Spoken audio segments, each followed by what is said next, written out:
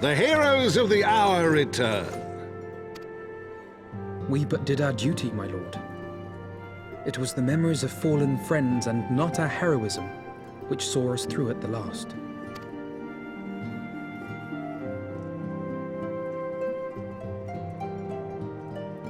I gave every ounce of my strength, but mine efforts would have counted for naught had the Warrior of Light not arrived to challenge the Great Worm. As a sworn knight of Ishgard, I had hoped to do more for my city. Well, we cannot all be heroes, dear brother. Let us put away our pride for a moment and revel in the valiant deeds of our comrade. For your sterling service to Ishgard, we salute you.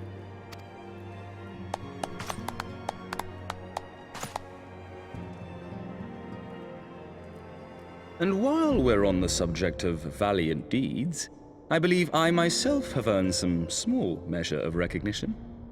Under my watchful command, the ballistas of the Outer Ward struck down a veritable swarm of Dravanian invaders. My lord's command was certainly watchful. He bravely watched as the siege crews took aim, and continued to watch as countless wyverns met their end.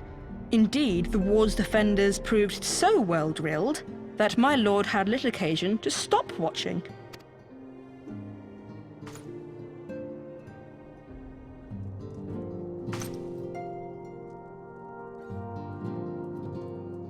There will be time enough to determine who is most deserving of recognition later. Our friends are doubtless weary from their exertions. I had chambers prepared in expectation of your return. You are welcome to retire at your leisure. I am most grateful for your hospitality, my lord, but I believe I shall pay a visit to the Temple Knight's Infirmary. Pray excuse me.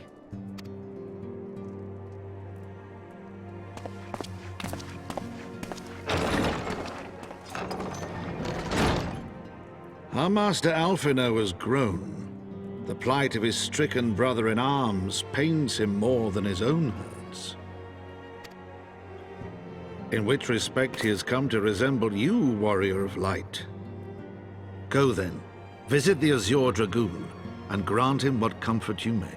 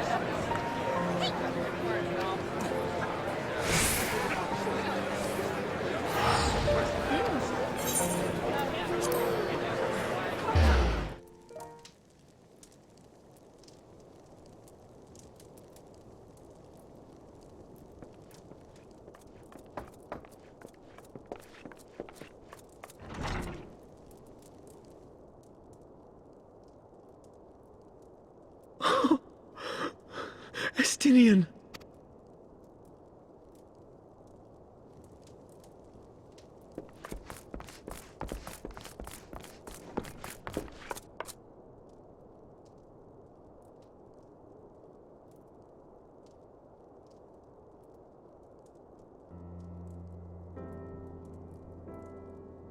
Cease your mewling, boy. It grates my ears.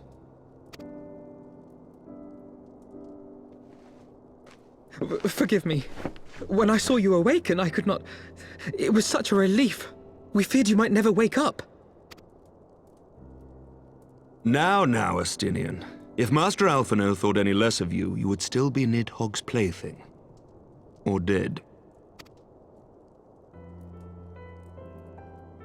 Aye, 'twas but a jest. I thank you, Alphino. And you too, Warrior of Light. Quite how you managed to persuade Hraesvogr to aid in his brood brother's downfall I cannot imagine. But full glad am I that you did. 'Tis an honor to share the mantle of Azure Dragoon with one such as you.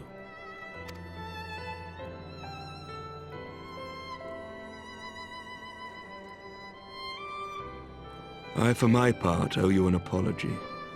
When last we met, I did willingly loose an arrow at your heart. Can you forgive me? There is naught to forgive, Emmerich. You but acted in defense of Ishgard as is your duty. Were you any less single-minded about it, I would not follow you into battle, nor trust you at my back. Besides, I had come to the selfsame conclusion that I would have to perish for Nidhogg to be stopped. So let us dispense with the hand-wringing. I have heard enough mewling for one day. Oh!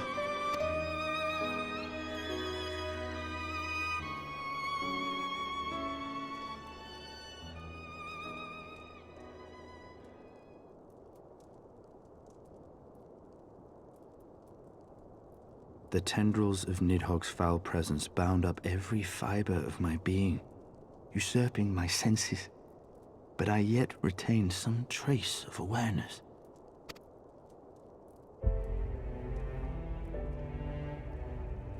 The worm's mind was as a vast and tumultuous sea. Endlessly its black waters churned, his grief and despair at Ratatoska's murder never calming, never receding. Driven by this surging current came wave upon wave of unrelenting rancor. It was the very image of my own heart. There I saw the dark reflection of the hatred I felt after Nidhogg slew my family, when no path remained save vengeance against dragonkind.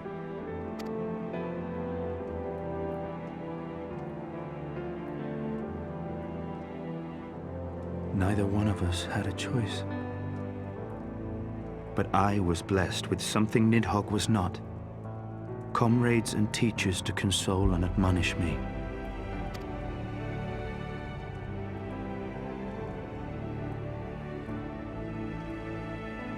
Had I not had them to gainsay my obsession, it would surely have consumed me as Nidhogg's did him, and we would have been in all respects alike.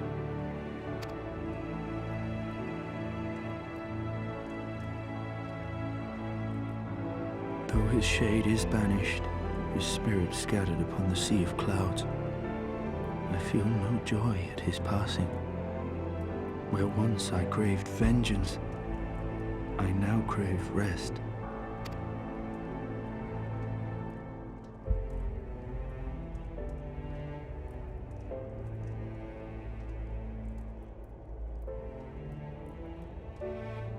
Lord Commander, my hunt is at an end. I would lay down the mantle of Azure Dragoon. My friend.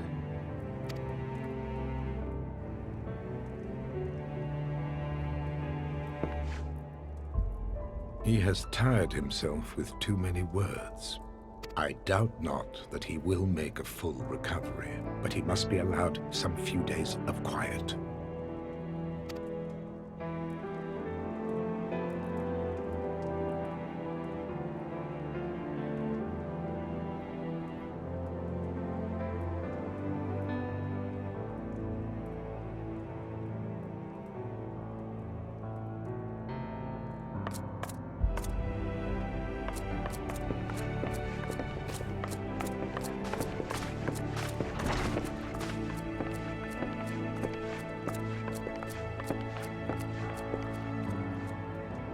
I too must see my path to its end. Sleep well, my friend.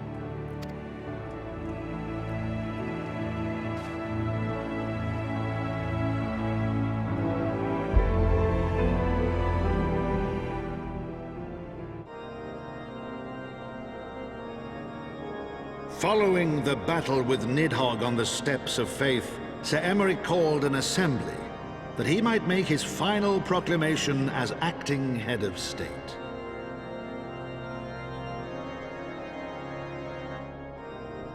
'Twas there, with one decree, that the 1,000-year rule of the archbishops was ended, paving the way for a new republic. The governance of Ishgard would now be placed in the hands of high and lowborn alike, their ranks represented by the newly founded House of Lords and House of Commons. Church was separated from state. The foundation for change had been carefully laid, and the reforms proposed by Ishgard's new government passed into law without incident. His duty done, Emmerich de Borel gladly stepped down from the Archbishop's dais, only to be raised unto the highest seat in the House of Lords.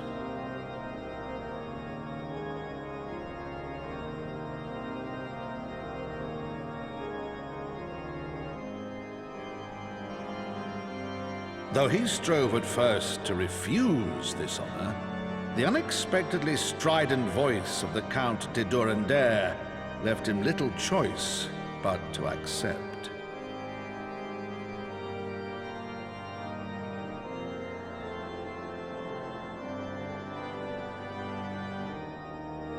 And so it was that the winds of gentle revolution came to stir.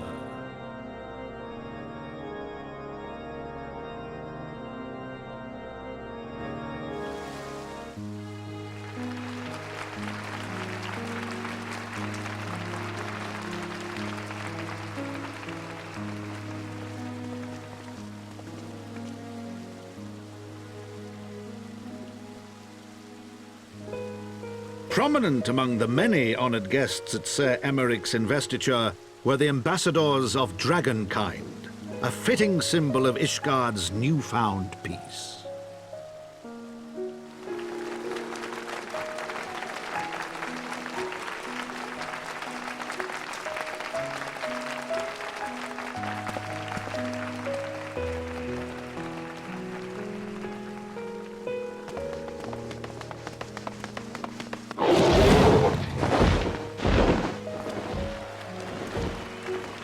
The people looked on in awe as he soared through the heavens on Dragonback.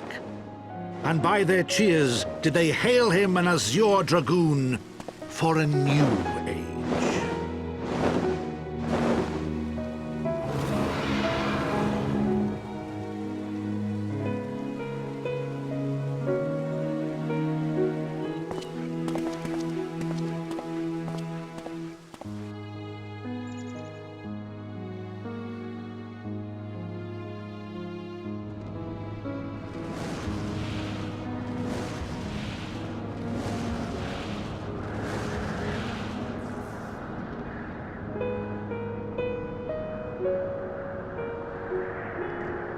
Thus were the notes of the dragon song rewritten, the din of war giving way to a rising litany of peace and hope.